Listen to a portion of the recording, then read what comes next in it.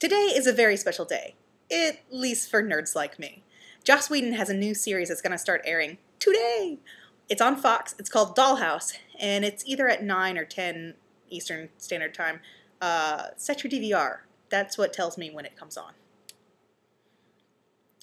For me, this is really special because Joss is part of my holy writing trinity. And it looks something like this. The base is William Shakespeare, Alfred Hitchcock, because there's also kind of a directing thing in there too, and Joss Whedon. And in this scenario, Joss Whedon is God. Now, I know he's not perfect. However, for me, he comes pretty damn close, at least as far as storytelling is concerned. I first became acquainted with Joss because of Buffy. When I started watching the series, I was 15, Buffy was 15, and we both went to high school on a Hellmouth. It was emotionally resonant for me because I was a teenager watching a teenage show that was anthropomorphizing teen angst and pressures into monsters and demons that someone could actually fight. And that was kind of a nice way to encapsulate some of those feelings that I felt in high school that may not have been entirely positive. High school, awesome. But even with that, I think that the thing that's most inspiring to me about Joss and about his writing is that he writes a lot about families. And not the kinds that are related by blood, but the kinds that choose to be together. Most of his shows don't have blood family members, or at least not many of them. On Buffy, she's got her mom and she's got her sister. On Angel eventually has a son. And on Firefly, there's a brother and sister. But other than that, everyone chooses to be together.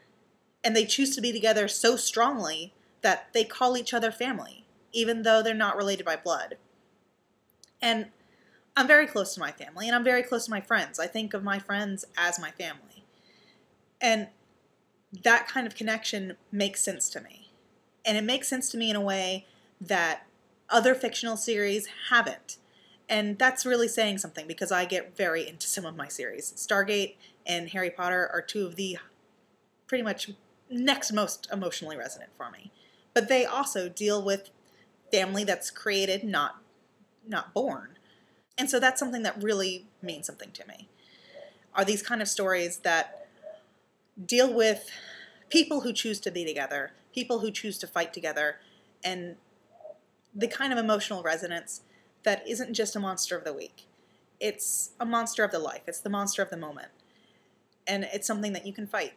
And I get that. And I get what Joss is doing. And it's something that I find inspiring. It's something that I wish I could write. I wish that I could write like he does. I wish I could be that inspiring. I want to be that inspiring someday. I want to be Joss. I want to have people who are as inspired by me as I am inspired by him. That's a tall order.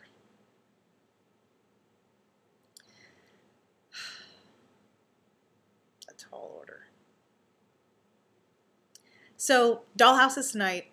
Joss Whedon is forever in my heart. And I'll see you next week. I really didn't mean to talk about Joss Whedon so much. I had this whole thing about how Gerard Way and Zombie Shakespeare team up and like take over the world and explode inspiration everywhere. But the hero worship got away from me.